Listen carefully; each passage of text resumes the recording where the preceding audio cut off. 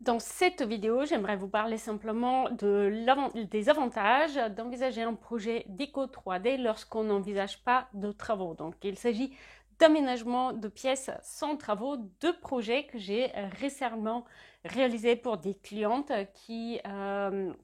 pour l'une, elle venait d'aménager dans un appartement qu'elle venait d'acheter et pour l'autre, elle va réintégrer un appartement qui était dédié jusqu'à à la location et donc elle souhaite y habiter elle-même à présent. Donc dans ces deux cas, il s'agit de projets visant l'aménagement de la pièce de vie, mais sans aucun travaux ou avec de très petits travaux de redécoration. Dans les deux cas, mes clientes avaient déjà des cuisines récemment aménagées. Donc là, on n'envisage aucun travaux, tout va être préservé tel quel, mais il s'agit d'aménager le reste de la pièce de telle façon à répondre à leurs besoins. Et c'est en effet pas toujours très facile de réussir à adapter une pièce de vie avec cuisine ouverte dont les dimensions souvent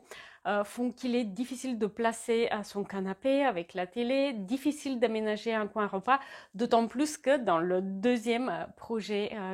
dont j'aimerais vous parler aujourd'hui, ma cliente, elle avait ce souhait de pouvoir recevoir jusqu'à 8 personnes dans sa pièce de vie qui fait 30 mètres carrés. Donc, il s'agit d'une cuisine ouverte sur salon, salle à manger de 30 mètres carrés. Et dans l'autre projet, eh bien, l'entrée ne proposait aucun rangement. Donc, il était nécessaire de trouver comment créer un mur de rangement permettant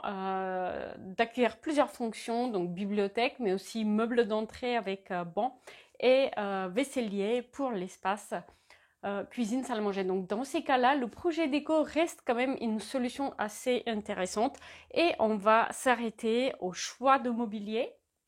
choix de revêtements et couleurs pour les murs éventuellement et aussi choix d'accessoires. Alors pour le mobilier, lorsqu'on parle de choix de mobilier, évidemment, il s'agit de choisir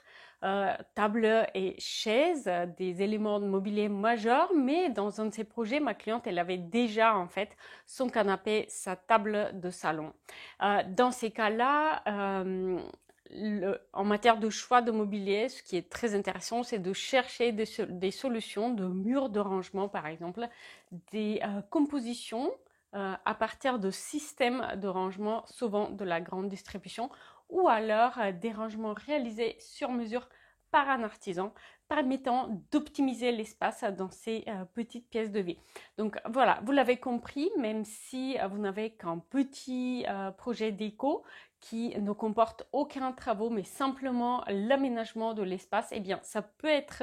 une bonne solution parce qu'il est déjà arrivé d'acheter un canapé trop grand qui rentre pas dans la pièce ou alors une fois dans la pièce ne permet pas d'aménager le coin repas ou alors une table trop grande qui du coup occupe la majeure partie de la pièce de vie et ne laisse pas d'espace pour le salon. Donc ce sont déjà deux catégories d'erreurs que j'ai rencontrées. S'il est toujours le plus intéressant d'envisager le projet déco le plus tôt possible, idéalement avant d'avoir fait votre cuisine équipée par exemple, eh bien même si c'est déjà fait, même si vous allez intégrer un appartement qui était occupé dans le passé et du coup la cuisine elle est faite, eh bien ça peut être intéressant d'envisager un projet déco pour bien placer les meubles, optimiser les rangements et créer une décoration harmonieuse qui prend en compte le mobilier existant et le mobilier à ajouter. À tout moment, vous pouvez vérifier les disponibilités pour réserver votre projet personnalisé. Le lien est dans la description.